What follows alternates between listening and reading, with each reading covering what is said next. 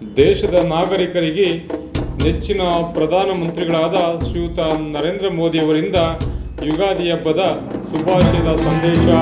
ಭಾರತ ದೇಶದ ಹೆಮ್ಮೆಯ ಪ್ರಧಾನಿಗಳಾದ ಶ್ರೀಯುತ ನರೇಂದ್ರ ಮೋದಿಯವರು ಮಾಮರ ಮೀಡಿಯಾ ಮೇಲ್ಗೆ ಸಹ ನಾಗರಿಕರಿಗೆ ಪವಿತ್ರ ಯುಗಾದಿ ಹಬ್ಬದ ಶುಭಾಶಯದ ಸಂದೇಶವನ್ನು ನೀಡಿದ್ದಾರೆ.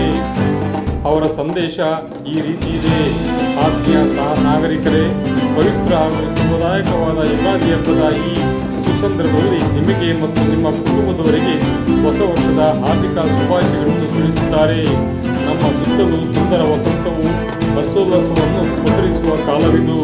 ಹೊಸದಾಗಿ ಹರಡುತ್ತಿರುವ ಸುಮಗಳ ಸೌರಭ ಮತ್ತು ಋತುಮಾನದ ಹಣ್ಣುಗಳ ಆಗಮನವು ನಮ್ಮಲ್ಲಿ ಹೊಸ ಚೈತನ್ಯ ಮತ್ತು ವಿಪುಲ ಸಾಧ್ಯತೆಗಳ ಸ್ಫೂರ್ತಿಯನ್ನು ತುಂಬುತ್ತವೆ.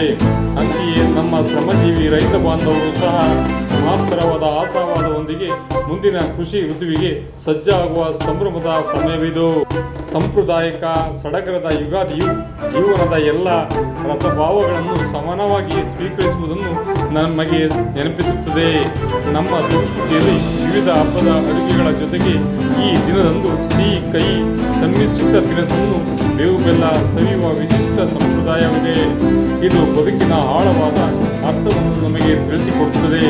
ಅಡೆತಡೆಗಳನ್ನು ಧೈರ್ಯದಿಂದ ಎದುರಿಸಲು ಮತ್ತು ಯಶಸ್ಸನ್ನು ವಿನಯಪೂರ್ವಕ ಕೃತಜ್ಞತೆಯಿಂದ ಸ್ವಾಗತಿಸಲು ಇದು ನಮಗೆ ಪ್ರೇರಣೆ ನೀಡುತ್ತದೆ ಎಂದು ಅವರು ತಮ್ಮ ಸಂದೇಶದಲ್ಲಿ ತಿಳಿಸುತ್ತಾರೆ.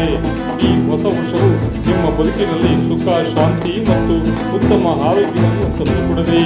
ನಿಮ್ಮ ಎಲ್ಲ ಸತ್ಕಾರ್ಯಗಳಲ್ಲಿ ಯಶಸ್ಸು ಲಭಿಸಲಿ ಹಾಗೂ ಶಾಂತಿ ಮತ್ತು ಸಕಾರಾತ್ಮಕತೆ ಸದಾ ನೆಲೆಸಲಿ ಎಂದು ಹೆಚ್ಚಿನ ಪ್ರಧಾನಮಂತ್ರಿಯಾದ ನರೇಂದ್ರ ಮೋದಿ ಅವರು ಯುಗಾದಿ ಹಬ್ಬದ ಸಂದೇಶವನ್ನು ನೀಡಿದ್ದಾರೆ.